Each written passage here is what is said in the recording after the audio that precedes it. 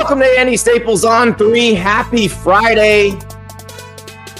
We got a lot to talk about today. We're going to have Joe Cook from Inside Texas on to discuss what the Longhorns do post C.J. Baxter injury. That's another one of those ones we talk about every preseason. We were talking about it with Notre Dame and Charles Jagusah earlier in the week. C.J. Baxter, the presumed starting running back at Texas, he's out with a knee injury. He's going to miss the whole season. So what do the Longhorns do from here? We're going to talk to Joe about that. We're going to talk to Joe about Texas camp, who's impressing, who needs to step up, because obviously Texas under a lot of pressure this year, lots of expectations. They made it to the college football playoff in their final year in the Big 12. They won the league. They made the 14 playoff. All of the things that we talk about that could Texas get over that hump. They did get over that hump, but now they go to the SEC. And now, of course, a few weeks out from the first game, they get very bad news, losing their best running back. Later in the show, we've got Scott Carr, the athletic director at FIU, to tell us how that deal with Pitbull for the naming rights on the stadium came together. It's a great story, and just one of those situations where everything fell into place, and we were talking about FIU more than we ever have, and we're still talking about them today because it really is a great, just kind of a good business story, if nothing else. But I'm very interested to watch and see what happens from here on out, because maybe some people copy this deal. We'll see what they get out of it. What does Pitbull get out of it? But we'll talk to Scott Carr about how that deal can be very beneficial for both parties. Got a couple little nuggets, though, to talk about before we get to Joe Cook and Texas. We got a new song that we're going to be sick of because ESPN has announced its college football anthem for 2024. It is Jelly Rolls Get By. I am very sad that it's a Jelly Roll song because I love Jelly Roll and I know how this works. I will be sick of this song by week 2. Like, how can we forget Centuries by Fall Out Boy in 2014, 10 years ago? I like that song, but I was done with that song after about a week and a half. Walk on Water by 30 Seconds to Mars in 2017. Do you believe that we can win this fight tonight? I never want to hear those words again. And I never wanted to hear them again after probably like the second week of September. That's how much they played that song. Now, I think it depends on the song, how much they just ram it into the ground, because apparently last year's was a Post Malone song. And I don't even remember it. But this is a good Jelly Roll song. I love it. If you haven't been turned on to Jelly Roll yet, he's from Tennessee. Started out basically as a rapper, but has a beautiful old soul voice. Lots of good songs. This one, you're going to like it first, but you're going to tire of it quickly. That's exactly what Christopher Jordan said in the chat. I actually really like the song, but I will get tired of it quickly. Yes.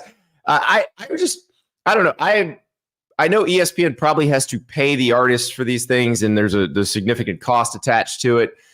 I wish they would have a rotation, because the video gamers, like the ones who play Madden, they usually have like 6 songs on a Madden soundtrack, so you don't get sick of them quite so fast. I wish there was a rotation for the college football anthem. We could hop genres. You could have a country one, you have a hip hop one, you have a pop one. I think that would be the better way to do it. But I'm prepared to be sick of this song, and I hate it because I love Jelly Roll. I don't want to be sick of this song, but I know I'm going to, and it's the way it goes. Other college football adjacent news: watch out, budding baseball scouts. I think this kid plays some other sports too, but Andrew Smart, Kirby Smart's son, did not make the Little League World Series. He's not going to Williamsport, but was mashing home runs in the Southeast Regional Tournament for the team from Oconee County, Georgia. They did get eliminated by the Nolensville, Tennessee team, but Andrew Smart was destroying the baseball. So watch out for this dude. I heard his dad was an all-SEC safety once. Probably a pretty good athlete. So watch out. But yeah, it was fun watching that, and Kirby just being the proud dad instead of being the coach. But it would have been interesting if they'd have made it to Williamsport, because I'm sure Kirby would have tried to find a way to get up there. But, it is camp. So how do we do this? How do we do this? But alas, the Tennessee team heading to Williamsport, the Georgia team will be home. Staying in the state of Georgia, though, a little bit of interesting news from our friends Steve Wiltfong and Chad Simmons. Georgia Tech and Brent Key in the lead for a 5-star interior offensive lineman. Josh Petty from Roswell, Georgia, really good player, plays for John Thompson, who used to be the East Carolina head coach. He was the defensive coordinator at South Carolina and at Florida and at Arkansas. And Josh Petty, according to Steve Wiltfong and Chad Simmons' RPM prediction that they put in yesterday, they are predicting he will commit to Georgia Tech. That is a big get if that happens for the Yellow Jackets, because this is the sort of thing that schools at that level don't normally do. They don't normally get these super highly rated offensive linemen. Those guys typically all go to the same schools. And if this happens, pretty big coup for Georgia Tech. He's also being recruited by Tennessee, Florida State, Ohio State. So this is a guy that everybody wants. But that would be a big one for Brent Key. By the way, offensive line coach by trade, and Georgia Tech. So just a little taste, little recruiting taste as we get ready for, remember, Georgia Tech will be kicking off the season for all of us against Florida State in Dublin 2 weeks from tomorrow. That's right, 2 weeks from tomorrow. Another little piece of news from our friend Steve Wiltfong. If you watch the Wiltfong whip around this week, you know this. If you're not subscribed to the On3 Recruits channel and not watching the Wiltfong whip around, what are you doing? Get yourself subscribed to that On3 Recruits channel. Hopefully, you're also subscribed to the On3 channel here. But on Wiltfong whip around, Steve was talking about Husan Longstreet, who is quarterback, class of 2025, who is committed to Texas A&M. He's now talking to USC. And Steve explained that the reason for this is USC is looking at a plan B at this point, because Julian Lewis, the quarterback who has been committed to USC, has not shut down his recruitment yet. Basically, what Steve says is if Juju Lewis shuts down his recruitment, then USC will stop pursuing Husan Longstreet, and he will definitely be at Texas A&M. But if Julian Lewis is still looking at Colorado, still looking at Indiana, still looking at Auburn, then game on. Game on, because you got to have a plan if you lose the guy. So that is a recruiting battle to watch. Speaking of quarterbacks, I may need your help. So in the chat, feel free to help me out here. Remember last year we did the quarterback draft with Jesse Simonton, where he and I went back and forth picking quarterbacks, and we made basically a team of quarterbacks, and one of our viewers, Corn Witt on Twitter, did the scoreboard for us every week. And I destroyed Jesse. Because I had Jaden Daniels, I had Bo Nix, and I had Dylan Gabriel. They were the 1, 2, and 3 point scorers in the whole thing last year. I also had Joe Milton. I had Tanner Mordecai. He got hurt, missed a lot of games, but I ended up winning by a lot. We're doing that again next week on the show.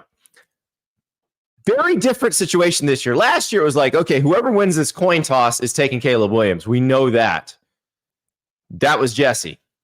This year, if I win the first pick, I have no idea who I'm going to pick. No clue. So if you know who I should pick at quarterback, because I honestly, if Jesse wins the first pick, I'm not sure who I would pick after he picks. Let me know. Let me know in the chat who I need to take. Joe's probably going to tell me to take Quinn Ewers, but we'll see. But let me know, because I really do not have my draft board worked out. Producer River just went to a shot of Shador Sanders and Noah Fafita. Those are pretty good choices. Those are pretty good choices too. So we'll have to figure out what that's going to be. But that's going to be next week. So a little tease for next week. Right now, we got to talk Texas Longhorns, though, because there was very big news, sad news earlier this week that C.J. Baxter will be out for the season with a knee injury. Joe Cook from Inside Texas joins us. Joe, Texas obviously had high expectations for C.J. Baxter. He's a freshman last year. He was the one who stepped in, when somebody else got hurt last year. What happens now? Yeah, it's kind of a same story all over again. Jaden Blue is going to become the number one. I think entering the season, there's an expectation that Baxter and Blue would be 1A and 1B. And now Blue is going to be that number one, 6 foot, maybe a little bit shorter than that, 200 pounds, but extremely fast. Someone who, if you go to, I think it's R Analytics on Twitter, they always do the thing where they check clock miles per hour. On that 69-yard run against Texas Tech, I think he was almost to 23. So someone who's got a lot of speed, someone who can run between the tackles, isn't like a gadget guy, isn't like a speed back. He'll have to do everything, and he had to do that last year against Iowa State to ice a football game. Was a big part of Texas and their college football playoff game plan. The real question is now when you think about the running back position at Texas, you're going to need more than one. We saw that last year. We're seeing that already through one day of full padded practice. That's when that injury to Baxter occurred. And the candidates are Trey Wisner, a sophomore from DeSoto, Jarek Gibson, a true freshman from IMG Academy, and Christian Clark, a true freshman from the Phoenix area. So this is why, days like the other day are why Tashard Choice recruits 2 running backs every single cycle. They have 2 committed in this 2025 class. They're going to probably take 2 in the 2026 class. It's just what he does. And, when you go to a position that asks a lot, physically and schematically, you need to have a lot of different guys available to you. And so this is going to be a test of that depth, but Jaden Blue is going to probably become the guy who gets more carries now as a result of Baxter going down. Yeah, it is, especially in Steve Sarkisian's offense, because they're going to throw those guys out of the backfield too. They're going to do a lot with them, but it is interesting. It almost feels like you need 3 or 4 in this era of college football, because like you said, you can have the catastrophic thing that happens this week, but you could also have the week to week banged up, lose a guy for a couple weeks. And that's how we saw CJ Baxter and Jaden Blue so much last year. Yeah, and I mean, when Jonathan Brooks went down, that was a little bit of a surprise too. So because just CJ Baxter, he was, I think, a friend Danny Davis over at the Statesman found this, the first true freshman running back to start his first career game at Texas since Ricky Williams in '95. Wow. He got banged up in the Rice game, got banged up in the Alabama game.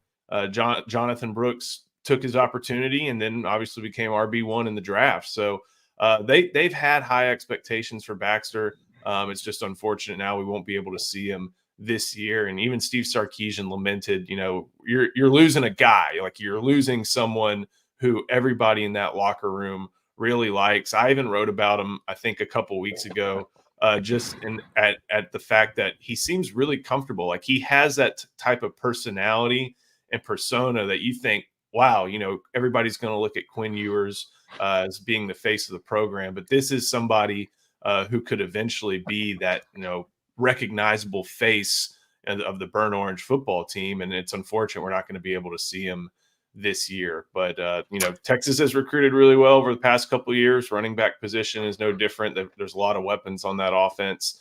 But Baxter's still a loss, no doubt. So question about the rest of the offense, because there's some transfers that we've been talking about and their fit at Texas. Cody Blair and I did a show where we were talking about the most impactful transfers this year. And we both thought Isaiah Bond and Amari Niblack, who came over from Alabama, just kind of fit perfectly into what Texas needed, especially Niblack kind of filling that Jatavian Sanders role. How have they looked in camp so far? Yeah, Isaiah Bond has been obviously first team guy, kind of at that boundary wide receiver position. Someone who brings a lot of speed. They don't think he may not be running a 4.21 at the combine, but they think he can fill that similar role to Xavier Worthy and do a lot of different things. Nyblack, there's some good competition at the tight end spot. Gunnar Helm is kind of perceived as that first guy, but he's the one that you put in line most of the time. Nyblack's guy who you have offset. That's what Jatavian Sanders did a good amount of last year. But he's he's looked good. But there's a senior who really hasn't done a lot in his career named Juan Davis from the Fort Worth area. And he drew a lot of praise from Jeff Banks and Steve Sarkisian for playing with a little bit more physicality than they had seen in recent years. So there's a good competition there at tight end. With receiver, though, specifically, Bond has his days, but every receiver at Texas seems to be having one of their days. Eric Naleen had some info on Inside Texas the other day about how it was DeAndre Moore, a sophomore from, I think, St. John Bosco. He had his day. Silas Bolden, the Oregon State transfer, who I've compared to Jakeem Grant, the old Texas Tech wide receiver. He's had a lot of really good days. So narrowing down that rotation that Steve Sarkisian has said is going to expand, finding the top, I guess, 5 guys you want to work with for this 2024 season. It's becoming a little bit of a chore, but in a good way, just because each receiver seems to be having a really good day at practice. And one you didn't mention that I know the chat will kill me if I don't ask about, Ryan Wingo, because we were at SEC Media Days, like Luther Burden, he's shouting out Ryan Wingo. Obviously, they're both Missouri guys, but Quinn Ewers singing Ryan Wingo's praises. How much of an impact has this guy made right off the bat? Yeah, he was the talk of the offense during the spring, just because Silas Bolden was still finishing up at Oregon State, and he shows up and rolls early and just, steals the show. He's someone who's probably, I think height and weight wise, maybe the biggest receiver on the team at like 6'2.5", 210, really good body control, right amount of speed for a Steve Sarkisian offense, and just making plays. Right now, we get a little bit of a media window during practice. He's been with the twos, but again, this is a rotation or a receiver room rather that's going to have to figure out how to get the best 3 on the field from a group of 5 guys, and he's definitely within that group of 5. So he's a really exciting player because he's doing a lot of work with the twos. He's been a favorite target of Arch Manning's throughout spring, summer, and fall, as we've heard, but also growing rapport and chemistry with Quinn Ewers as well, to where we expect Wingo to get a good amount of playing time. Look at Joe, just tweaking that YouTube algorithm a little bit. Arch Manning, Ryan Wingo, Arch Manning, Ryan Wingo. I'm just say it over and over again and let the AI take it and just push it into everybody's feed. But it is fun to think about. And it's also interesting to think about, Joe, because these guys play Michigan week 2. Michigan's going to have an incredible defense. Everybody talks about Will Johnson, maybe the best corner in the country. So, yeah, we're going to find out who Texas's wide receiver 1 is, because it's going to be whoever Michigan sticks Will Johnson on. Like whatever Texas thinks about those guys, I'm more concerned. Like who does Michigan worry about the most in week 2? That will be very telling. Like who do they stick Will Johnson on? Yeah, is that someone that you're willing to put on an island against people like Isaiah Bond, like Jonte Cook, even like Silas Bolden? And I mean, I would be pretty surprised if Sharon Moore and Wink Martindale weren't that confident in Johnson, just because of the quality of player he is. But it's going to be a fun battle to check out. I think there's a lot of different dynamics with that game. Obviously, it's still just under a month away, but Michigan quarterback battle, Texas O-line versus Michigan D-line, like all the different things going into that game. Sharon Moore being a former Sooner offensive lineman. Like there's so many different storylines that we get to talk about. And but yeah, what the receivers and how we talk about it with basketball and teams building basically entire rosters from the transfer portal. A lot of that was done with this Texas wide receiver room. There is only one ball, I hate that phrase sometimes, but sometimes it's applicable. How do you make it all work? And how do you get that chemistry together, even with some of these new wide receivers? Well, I think in a week like this, where you have a bad injury, the only one ball thing makes more sense because, look, something may happen. You may need all of these guys at some point to contribute. I want to flip the other side of the ball. One guy we were talking about a little bit on the show this week was Trey Moore, the transfer from UTSA. This guy had 14 sacks last year in the American. Texas's edge rusher, group was not necessarily the star of the defense last year. It was the interior D line last year, but it feels like you add Trey Moore to what they already had, and you're talking about a very formidable edge group. Yeah, and man, I've been covering Texas for Inside Texas since about 2016, and this is without a doubt the best edge group I've been able to watch on the 40 acres, and it's taken a while for it to get there. You think about that defense that under Tom Herman that Todd Orlando ran with basically 3 defensive tackles and no edges on the field. Well, that has an effect on recruiting to where really primetime players, think of someone like Kaylavon Chason. He's from the Houston area, goes to LSU as part of that national championship team because he looks around and sees, man, my position isn't playing a whole lot. Joseph Osai had that standout 2020, was an All-American and became a high draft pick. That was kind of the blip on the radar. They had tried to make him work at middle linebacker the year before because they didn't use that position. Like it's just, and then when Steve Sarkisian shows up, he brings Ben Davis, Ovia Gofo, Ray Thornton, like 3 guys who I don't want to say they washed off other rosters, but they weren't first string players where they were at to revitalize that position. It's taken a lot of work to get to where it's at. And now they have some older players, developed players really starting to make some moves. And then you add in Trey Moore, who's really cemented himself on that boundary edge position. Baron Sorrell is probably going to be the starter opposite him at the strong side. For some reason, for a team that's going to be in the top 5, Bruce Feldman, and I respect the hell out of his list, but he's only found 2 freaks on the Texas roster in the past 2 editions of the freaks list, and Sorrell was one of them. Byron Murphy was one last year. Yep. But they have depth. They feel good about Ethan Burke. They feel good about Colin Simmons, the 5-star. Colton Vosick is a local product. Like they feel like this edge room is the best since Steve Sarkisian's best that Steve Sarkisian's had since he arrived at Texas. And I also think it's easily the best one I've seen since 2016, year 3 of Charlie Strong. Well, so they also would use Anthony Hill occasionally in a rushing role. Do you think we'll see that, or are they so deep that he just kind of stays back in the second level? They're going to put him in a lot of different places. He's going to be the middle linebacker. That's the role he's been training for, taking over for Jalen Ford, who I believe got drafted by the Saints. But that's a position that asks a little bit more of pass coverage, playing to the field a little bit more.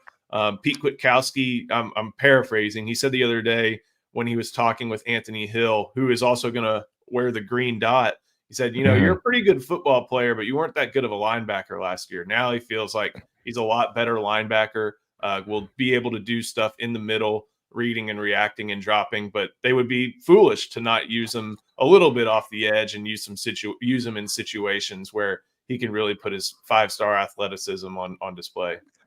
Yeah, it's just sort of shades of Harold. But like when I hear that, I get the little look at what happened to Harold Perkins situation. But you realize that's going to be different for everybody. Maybe different for Harold Perkins this year at LSU. But yeah, because I remember when Ford would line up on the edge last year, it was like, uh-oh, that quarterback's in trouble. So that's the one I am curious about, because you're right. They do need him. I'm sorry, Hill, not Ford. But they do need Hill to replace Ford there. So that's going to be very interesting to watch. I was watching your show that you do with Ian Boyd, the Inside Texas Live, on Thursday, and y'all were talking about, the SEC's talking about doing these injury reports and availability reports similar to what the NFL does. It's adjusting to how common sports gambling is now. And this is an interesting week to talk about that with you guys, because you saw the reports about C.J. Baxter trickle out. The school didn't acknowledge it for, I think, about a day. If that's a game week, how do you think that's going to get handled at a lot of SEC schools in the age of availability reports, which seem to be coming, according to Greg Sankey? Yeah, I guess there's the devil's in the details a little bit, because with the Big Ten, it's not released till Friday, right? Or the day before the game, or game day. And I know in the NFL, they base questionable, doubtful all on practice reps. I have a feeling SEC head coaches aren't really going to want to tell, how many reps somebody took, but they may not have a choice. That's kind of where we're going with this as well. And I think Steve Sarkisian, he got asked about this at SEC spring meetings. He got asked about it again the other day.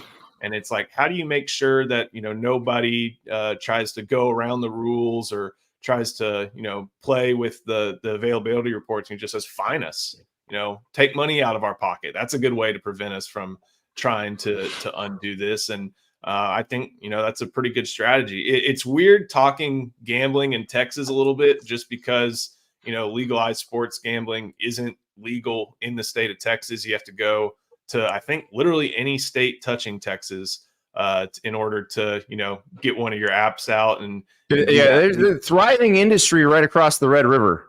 Yeah, or to the north. I know that. Or or the Mountain Time Zone. Like, basically everywhere else you can go, but not somewhere within the state. But I remember a couple of years ago when the Iowa and Iowa State thing was just coming out, and the women's basketball coach at Texas, Vic Schaefer, I asked him about it, and he had a really good line. He said, as soon as you put on a burnt orange uniform, like, you're on the board in Las Vegas. And so I like this idea of not just for, coaches and players to protect them and make sure that, they don't step in something they don't need to step in. I do like the idea of this as just, informing the fans. Like, let's kind of have an understanding of who's going to be out there, and not have coaches be like, well, we'll see how he looks in practice. And, when you say we'll see how he looks in practice, but he's, in shorts and a t-shirt and doesn't even have a helmet, that doesn't irk me, but, like, I'd rather just be upfront about it. You're still going to have people, at 3 a.m. like they are on Sunday morning, breaking the news for whether players are going to be available or not. But I like this idea. I think if you ask any of the Big Ten people, it seems like it's worked pretty well for football and basketball. I like it there, and I think it helps the sport, and secondary effects helps other industries that don't need a ton of help either. Well, and it also takes some of the people, because remember, at all these schools, there are students that help out the various, like the students that help out the training staff.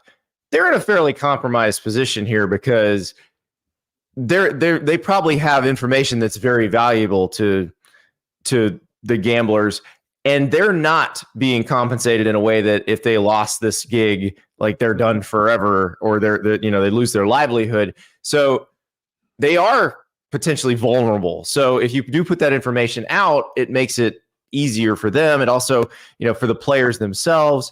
But it'll be interesting to see how they actually handle it. Because I remember when the ACC did this a few years ago, the coaches they're like, nah, we're not giving you anything.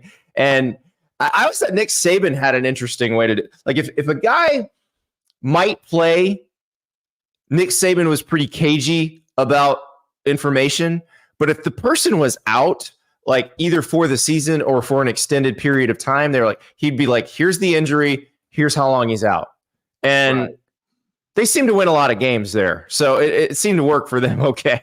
Well, who Steve Sarkisian used to work for. So that's right. A lot of similar applications over in Austin as he did in Tuscaloosa. Hey, he seems to be one of the ones who's taken the right lessons from Nick Saban. It's interesting that the guys who used to work for Saban, some of them took the right lessons, some of them, cough, cough, Jeremy Pruitt, cough, cough, did not. So with Sark, he definitely seems to have figured out, okay, this is the roster building piece of it. This is the management piece, the week to week management piece of it. And yeah, I think that's why we're so excited about what Texas can be, because it did seem like they finally got over that hump last season, started winning the games they were supposed to win instead of dropping them. Do you think that's something that, can continue as they move into the SEC? I really do. I actually talked about this with our buddy JD Piquel the other day, and I think he may have mentioned it too, in that he talked with Jahdae Barron. You may have done it too at SEC Media Days. And the reaction that everybody has kind of gotten from Jahdae when talking like, oh, so are y'all excited for, this year and building off what was a successful season last year? Barron, who came back for his 5th year, goes like, I mean, we didn't get what we wanted last year. They won the Big 12. They won 12 games. They made the playoff, but they remember that ball falling incomplete on the, whatever end zone that was in the Superdome. Like, they thought they were good enough to play for and possibly win a national championship. And if you make the playoff, yeah, you're that good. But they expect to be there. That's what the mentality in this program is. And a few years ago, the mentality of this program was, boy, I hope we make the Big 12 championship game. So it's a lot different. They feel like they have the right mentality to approach things. Obviously, the players with those recruiting classes and portal are doing, great things. And then you combine that with, Steve Sarkisian, the play caller, doing some innovative stuff on offense. And the Longhorns feel like they're the force to be reckoned with, not much of a newcomer. And they really want to make it known that they expect to be in the playoff, probably competing for the bye in the SEC championship or a high seed in a home game and playing into January. Because you hear Steve Sarkisian talk about, okay, if we're going to play this many games, here's what we have to do. That just shows that he's planning on being able to play deep into January. So there's a mentality shift that's happened at Texas to where they feel as if this is where they're at now. They're in this elite station of the sport, and they want to continue to prove it on a year-over-year basis now. And we will find out if Texas is indeed, I'm not even going to use the B word. They're fine. They're good. We still haven't. We'll let the people decide. Yeah. That it's completely subjective. I don't even know what back means. Joe Cook, Inside Texas. Thank you so much. Thank you, Andy. If you are a Texas fan and you are not yet subscribed to Inside Texas, now is the perfect time to do it, because if you use the code Andy1 at checkout, you get it $1 for your first month. But it's not just Inside Texas. It's our entire On3 network of sites. So maybe you're a Kansas State fan, K-State Online. Maybe you're a Penn State fan, Blue and White Illustrated. Maybe you are a Florida State fan and you want to peruse the message boards at War Chant. Maybe you're a Georgia fan. You want to hang out at Dogs HQ. Maybe you're an Alabama fan and you haven't subscribed to Bama Online yet. Now is your time. $1 for your first month. Use the code Andy1 at checkout. It is the best deal going. Join us here at On3. All right, I've gotten some good tips in the chat as I prepare my board for next week's quarterback draft.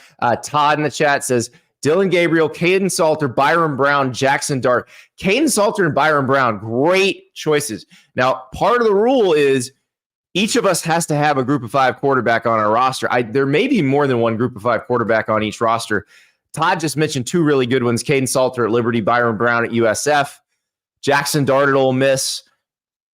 I don't believe he was on either of our teams last year. That was a huge oversight by us. I had Dylan Gabriel on my team last year. I picked him fairly low in the draft. I think he's going to go very high in the draft this year. So we will find out next week how that all shakes out. But just know I'm going to kill Jesse again. That's pretty much how it's going to go. Now we transition to a little bit of sports business. The most fun story so far this offseason, I think, is FIU selling its naming rights to its stadium to Pitbull. I've never heard of this. Never heard of a person buying the naming rights to a stadium. Well, I do happen to know the guy who runs FIU's athletic department, and he was kind enough to join us to explain how this deal came together. So now let's talk to Scott Carr, FIU's AD, about the Pitbull deal. Dale, we are joined by FIU Athletic Director Scott Carr, who just made himself a deal with Pitbull to have Pitbull Stadium. That's where the Panthers will be playing this year. All right, Scott, we got to talk about how this deal came together. How did you guys and Pitbull wind up in the same room going, your name should be on our stadium? Yes. Well, thanks, Andy. Pause up, dale. That's how I roll nowadays, right? But yeah. So I'll give you the background. Hopefully it doesn't take too long. I'll try to move quickly to let you know. This has been going on for over a year, right? I haven't done the math on exactly when, but it's been over a year when we first started the conversation. So, and really it probably started even go back a little bit further when I first got here 2.5 years ago.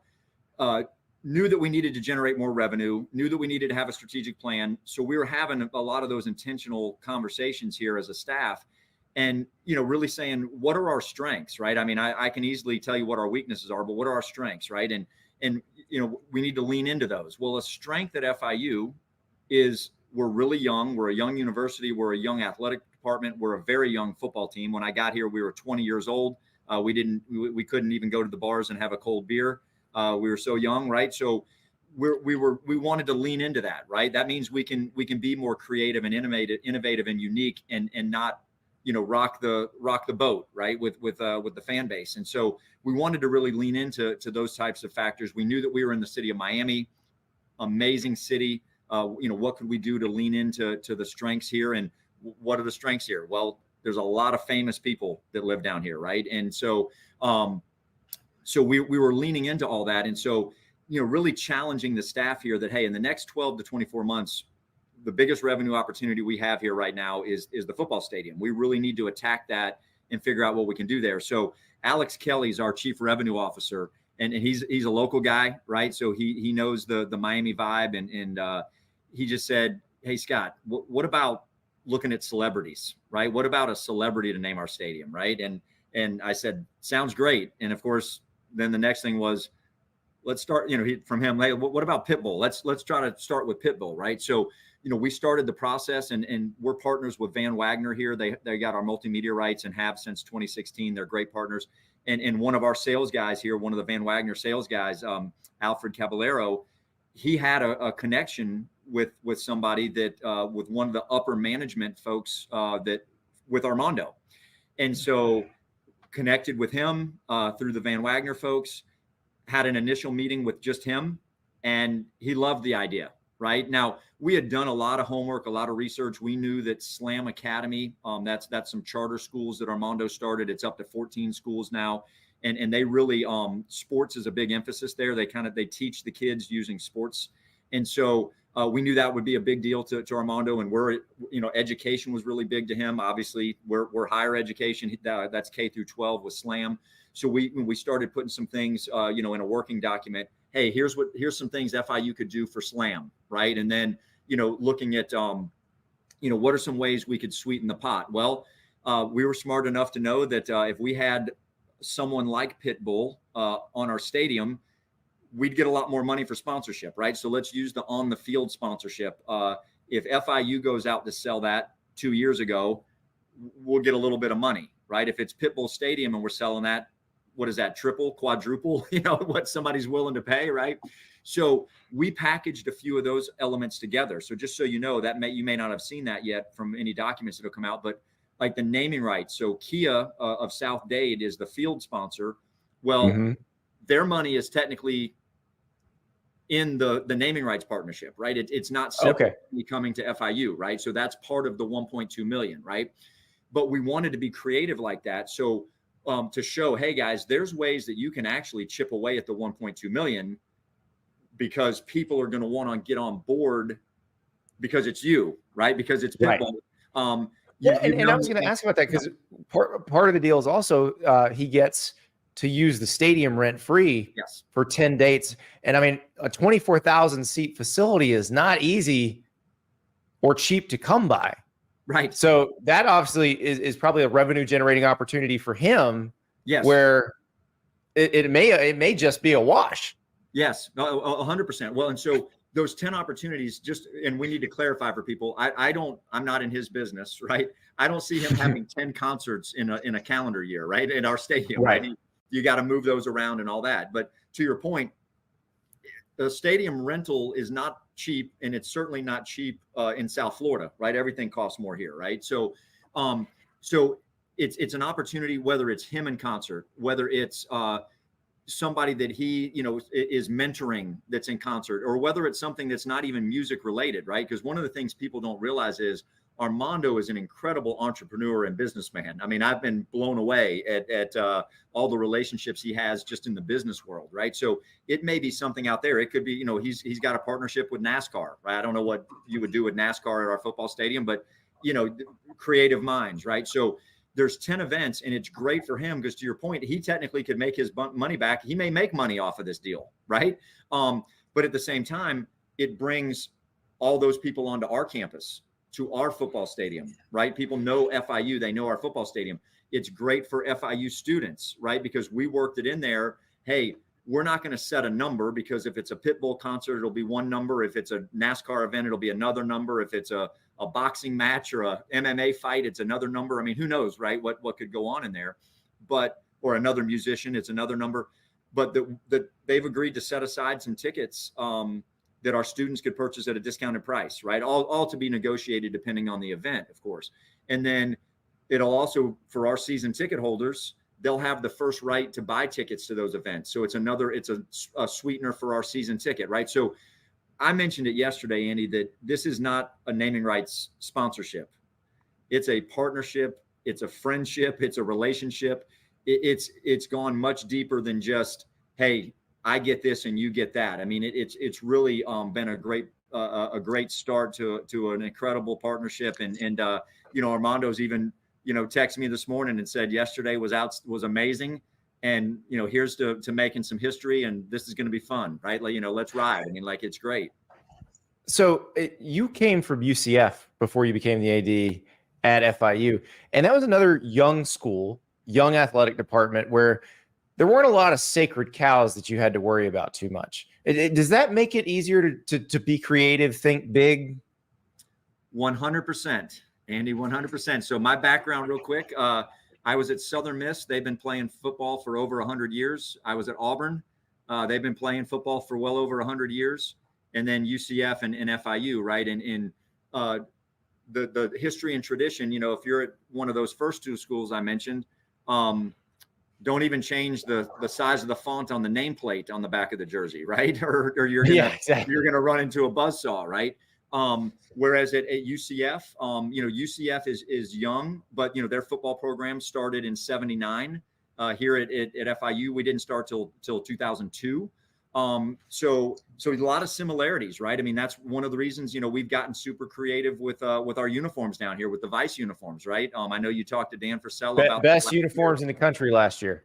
Yeah. Right. I mean, and by the way, little breaking news for you. We'll have some new ones for this October that are in the works, right? So we'll have some new ones that we'll be launching in a couple months, right? But you can be a lot more creative. I wore this shirt for a reason. This isn't navy blue or gold. Those are our traditional colors at FIU, right? This is Biscayne blue. You can do Biscayne blue at FIU. You try to do a Biscayne blue at Southern Miss or at Auburn, that you may be getting your buyout in your can't do the Opelika orange at Auburn. Right. It's got to be that color orange. Yes, 100%, right? So you can certainly do that, and so I knew that coming in here that we could be really creative and push the envelope. And the fan base and everyone was going to give you a lot of leeway on that. And so to me, that just really helps your creativity and your innovation, where you can, you can do these types of things. You can think this way. You can think outside the box. Shoot, at some of those other places, they may not even want you to name the stadium after a Fortune 100 company, right? So, here we can name it after a international superstar, right? So it's been great. No, and I appreciate you just allowing me to name different stadiums after rappers. I spent the entire day on Tuesday doing that, so that was nice. But just from a business standpoint, marketing standpoint, I find this fascinating. We talked about this on the show on Wednesday. Rarely do you see a deal where somebody is getting paid and then also getting a massive amount of publicity for that. Usually you have to pay for that level of publicity, but I would venture that's the most we've talked about FIU maybe ever in terms of the football program in one day. Yes. Well, that's part of the mad genius behind it, right? I mean, I can't tell you how many conversations Alex Kelly, again, our CRO, how many conversations he and I've had over the past, year and a half as we've been working on all this. And I would always say it, so I'd love to get your thoughts. Andy, you're a sharp guy.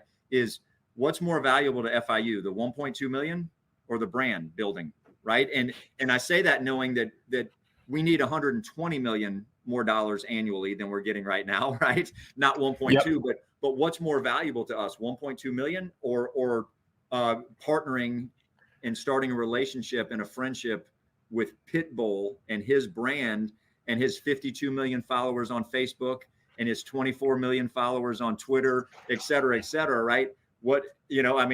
I think FIU, for the most part, owned the college sports space for an entire day yesterday, right? I mean, that probably wasn't on a lot of people's bingo cards last week, right? So what's more valuable? Well, you couldn't buy that for 1.2 million.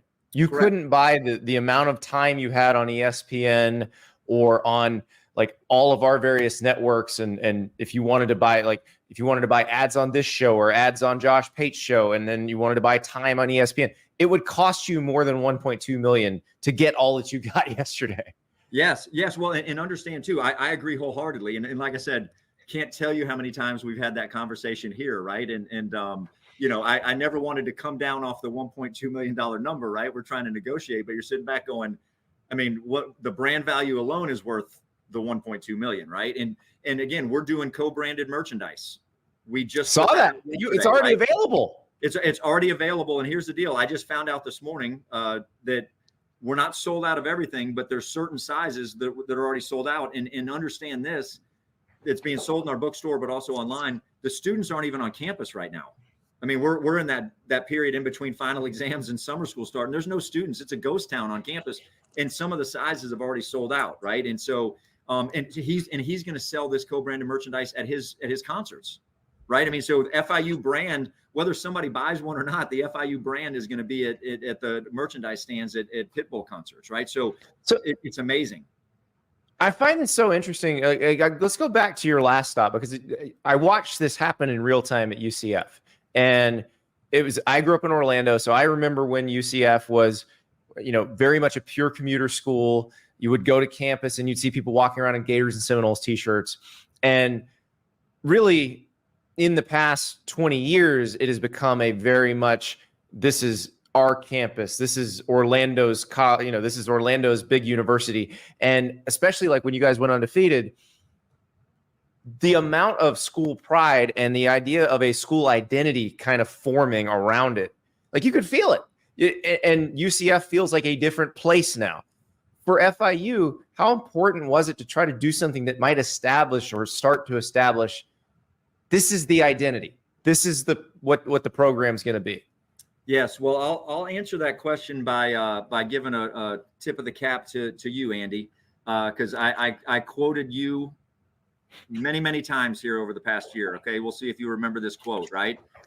I don't remember when Louisiana State became LSU, but I remember when the University of Central Florida became UCF, right? And it was, I don't remember if you said December 31st of 2017 or January 1st of 2018, right? So give me a little grace there. Yeah, it was whatever the bowl game was, whatever that Peach Bowl was, yeah. Right. And I told people down here, I said, we're going to have to get Andy to write an article and put that out there and say, I don't know, but I know when Florida International University became FIU, and it was August 6th, 2024, right? And it's so funny that you mentioned that. So that actually came from a discussion with my editors at Sports Illustrated, because we had a thing where on first reference, you said Central Florida instead of UCF. And it's the same thing with FIU, because the thought is not enough people know what that is. But like LSU, USC, TCU, we assume everybody knows what those places are or what those letters mean. So we did that. And I did a little experiment where I didn't tell my editors I was doing it, and nobody bothered to check to correct it before it went out and published. I didn't call it Central Florida on First Reference. I called it UCF, and wanted to see, would anybody say anything? Would anybody email? Would anybody go, who's that? Nobody said, who's that? Yes, exactly. And again, we can be cute on the show here a little bit and go, right now, if you said to somebody FIU, they may not say FIU and they may go Dale, right? And you go, okay, well then us, right? That'll work, right? Yeah. You know who we are, right? When I tell you spell FIU, on Monday you may have spelled it WHO, right? On Tuesday, August 6th, you're going to spell it FIU, and you may add a Dolly, or you may add a Pitbull, or you may add a whatever you want to add to it. But we're on the map, right? People know who we are now, and I've told everybody. I said now, and we've been putting the pieces in place the past couple of years. Now we got to go win, right? We need to go win now, right? I mean, it's marketing is great, but you got to win. You got to be competitive, and I'm excited about Coach McIntyre and our football team and all our other sports as well, right? But we're talking about a football stadium right now. But I'm excited about where we're going and the pieces we have, and knowing what where we were in December of 2021 to where we are now. It's a much different situation, right? But we're excited about that. How much will this help? Was for Mike McIntyre, your head football coach, like when he and his staff start reaching out to recruits outside of Dade, Broward, Palm Beach County, when they start reaching out to people in the transfer portal, will this help ID your school? Will it make it easier, do you think? I have not had the specific conversation with Coach McIntyre, so I won't speak for him. But from my perspective, absolutely. Again, we're on the map, right? And we have someone who, although he's an international superstar, he wants FIU to elevate, right? And right. So I'll use an example, not of a current recruit, but just of I can remember the first time I met Armando. He brought up Kewan Jenkins, last year he was a freshman quarterback from Opelika, the Opelika neighborhood in Miami. Yeah. Right. From where Armando's from. Right. I mean, right. And so Armando knew who he was, knew of him. Right. I mean, they hadn't met before. Yeah. Right. But I mean, he goes, basically what he was saying is that was me. Right. I mean, that he grew up as me. Right. And one of the things he said to me was, he said, hey, when we get this deal done, I want to make sure I meet him.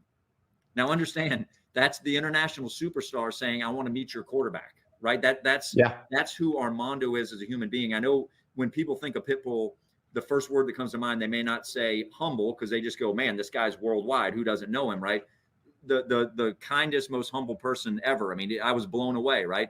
He's telling me he wants to meet an 18-year-old freshman quarterback of ours when we get the deal done. And I'm sitting there going, I have a feeling he probably would like to meet you too, right? You're going, right. And so, so that's where, I mean, and he wants to, he met Coach Mack yesterday, right? Like in Armando's, he wants to have conversations with the team and conversations with the guys and talk to them about what he thinks about the city of Miami and about FIU. And, I think it's going to be huge because he wants us to go to another level.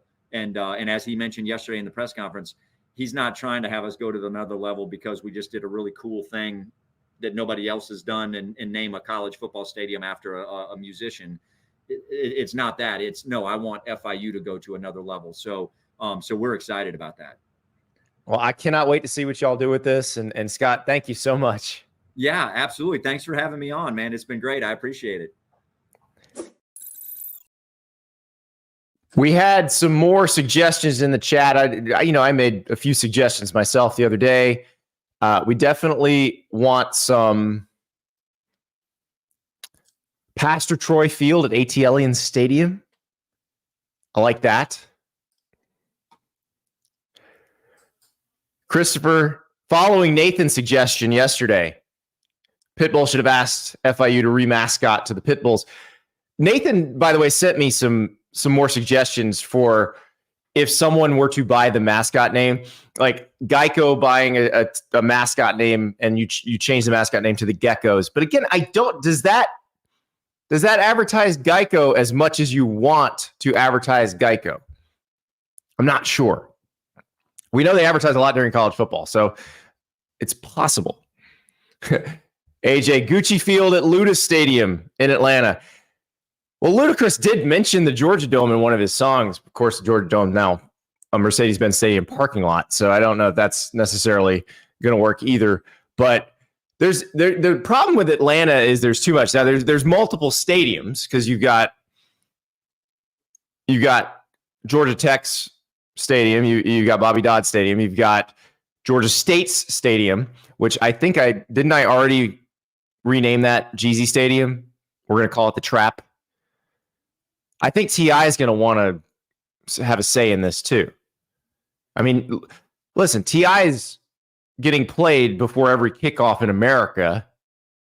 Bring 'Em Out is the song you play before every kickoff and tip-off at any sporting event. So just so many in Atlanta. But Pastor Troy, I think, if Josh Brooks, the athletic director of Georgia, ever wants to get fired, he could sell the naming rights to Sanford Stadium. We call it Pastor Troy Stadium. I'm all for that. But it is like Scott's saying, there's certain things you could do at FIU that you cannot do at Auburn or even at Southern Miss. I think that was a good point that he brought up because Southern Miss has been playing football for over 100 years. They are as tied to their traditions as Auburn or Penn State is. Like, you just don't have that flexibility at an old line school, whether it's, Penn State or Georgia Southern. Like that, if you have a deep tradition, you're going to have an issue if you're trying to do something a little bit outside of the box.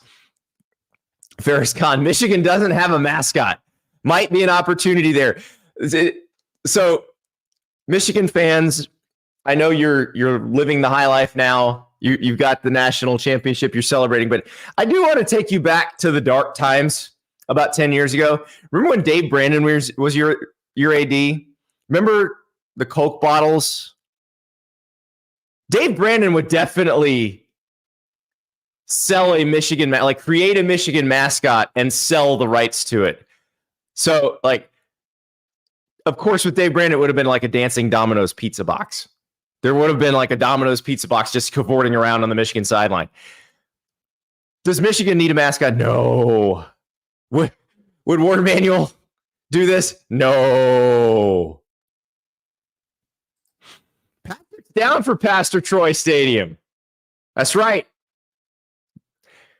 Georgia should come out to no more play in GA. I think the Sanford Stadium's in the video. We can make it happen. The Business says, I subscribe to On3 to hear the blonde kid. I feel like I got the bait and switch. Listen, I am not as handsome as J.D. Pickell. I accept that. I do not have an Ivy League degree like J.D. Pickell does. I accept that. But you'll see J.D. plenty. Don't you worry. The hard count is live Tuesday, Wednesday, Thursday. And of course, whatever news happens, J.D. will come in with his own flavor. So, yeah, you got to deal with the brunette old guy every once in a while. But don't worry, the blonde kid, still here. Still here. How many, this is a good question. How many J.D. Pickell fans are there that are as fervent about it as to business? I think J.D.'s got some folks. We got to find out what J.D.'s fan club is called. What are we calling them? The Pickell Jar? The Blonde Bombers? We gotta figure this out. River, super producer, send this clip to JD. I need answers. I need to know this. So next hard count, I need his chat to name itself. I need his fan club name. Because JD is the type who could develop a cult following. And not just because he spent time in Waco.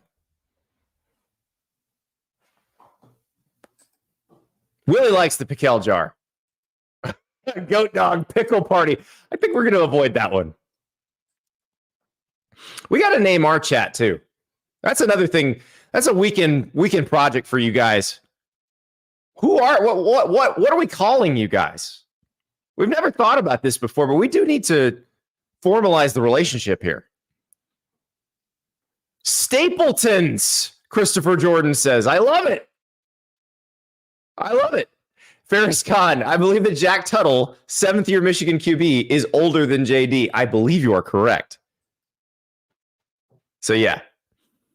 Listen, I got to go. I want you to enjoy your weekend. I have to get my draft board ready for the QB draft with Jesse Simonton from On3. Hold on, Go Dogs wants the Staples Center. I like it. Also not taken anymore. Everyday Staples from Willie T. I like that too. Okay, so you have your assignments for the weekend. We got to name our chat. You get your own quarterback boards ready in your mind for the quarterback draft. I'm going to get mine ready in real life. I'm going to smoke Jesse again. I'm just not exactly sure how I'm going to do it. So I'm going to work on my draft board, and we will talk to you on Monday.